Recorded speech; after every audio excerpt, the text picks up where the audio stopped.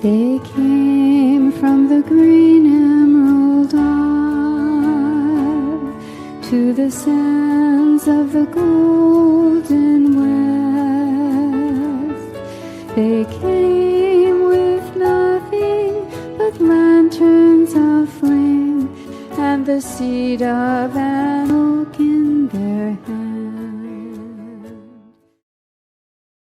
On the rainy afternoon of November 13, 1854, the steamer Golden Gate sailed into the Bay of San Francisco. Passengers crowding the decks craned forward for their first glimpse of the new city rising on the shore.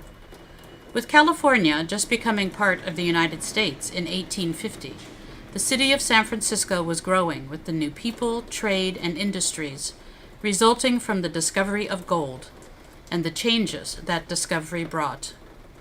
Among those passengers were 5 Sisters of the Presentation from Ireland, coming to establish the first Presentation Foundation in the United States. The founding sisters answered a call from Archbishop Joseph Alemany, then Bishop of California, for sisters to establish the social institutions needed to respond to the growing population resulting from the gold rush. Establishing their first school in 1855, just a month or so after their arrival, the Presentation Sisters of San Francisco planted deeply the seed of education in the Bay Area and beyond. Describing themselves as not friendless but poor, the Presentation Sisters would at first not charge tuition in their schools, opening them in the spirit of justice to all who wanted an education. The sisters' work prospered, and by 1906 they had flourishing schools in the downtown and North Beach areas of San Francisco and in Berkeley. As a result of the earthquake and fire on April 15, 1906, the work of 52 years in San Francisco lay in ruins. However, the sisters immediately set about meeting the challenge of direct service to the victims of the disaster in San Francisco and the East Bay. Within hours of the quake, they were feeding the hungry, housing refugees, caring for orphans, and participating in a variety of relief services to the destitute on both sides of the bay. This earthquake experience changed forever how the Sisters of the Presentation in San Francisco would live their religious life. Forced by circumstance from their convents, they embraced the seed of being with people so richly modeled by Nano Nagel. From 1906 forward, the cloister, in some ways gradually and in some ways dramatically, gave way to serving with and for the people where they lived and worked. After the Second Vatican Council, the sisters answered the call rooted in their heritage in new ways, transplanting that formative seed to new ways of educating and responding to the needs of the times. We are daughters of the universe. We are women of one heart. A common life flows through us, though we each bring who we are. We are women who are blessed with gift. We are women who must give. We are women who must sing our song of peace. Since the time of our beginning, the gift of grace was ours, a gift that spoke the many names of love. And our mission to the world is to give what we've received, that multicolored wonder of God's love.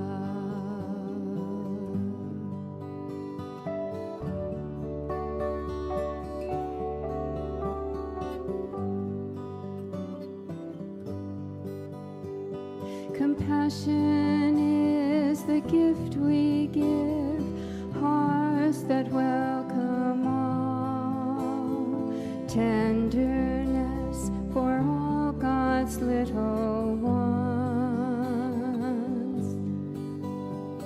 a reverence for the gift of life, however it is found, bringing it to fullness as we can.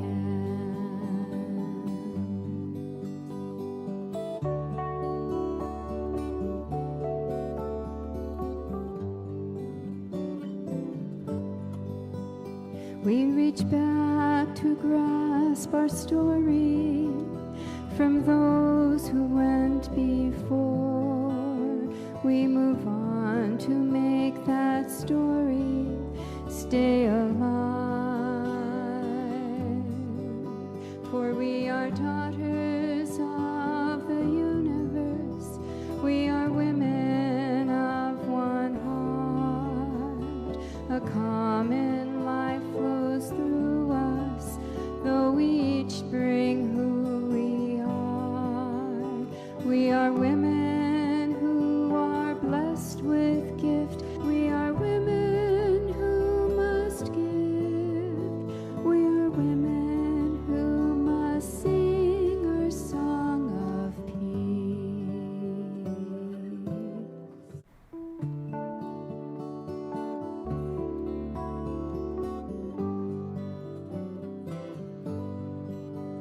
We are daughters of the universe. We are women of one heart. A common life flows through us, though we each bring who we are. We are women who are blessed with gift. We are women who must give.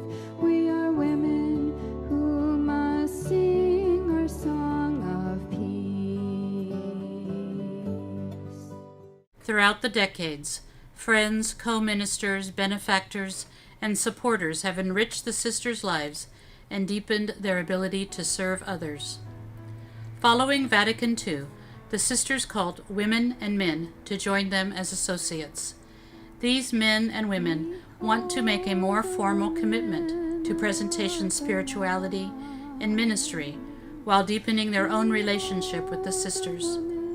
Associates are involved in justice work in their parishes and in outreach ministries to the poor locally and internationally.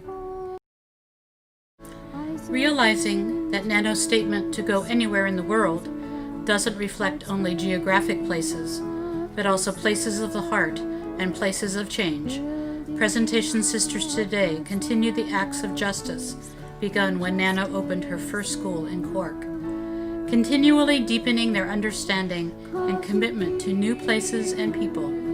Presentation Sisters stand with those made poor, those marginalized, those with immediate needs, and those seeking spiritual comfort. As Presentation people, impelled by the radical gospel of Jesus and on fire with the spirit of Nano, we consciously choose to be drawn more deeply into the mystery of God, the mystery of oneness, and the reality of people and earth made poor. Energized by the evolving consciousness, we engage in expansive partnerships that move us to personal and systemic transformation.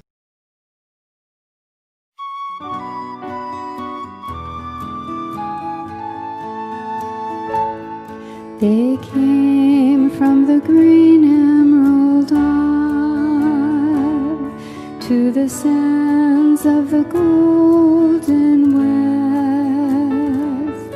They came with nothing but lanterns of flame and the seed of an oak in their hands.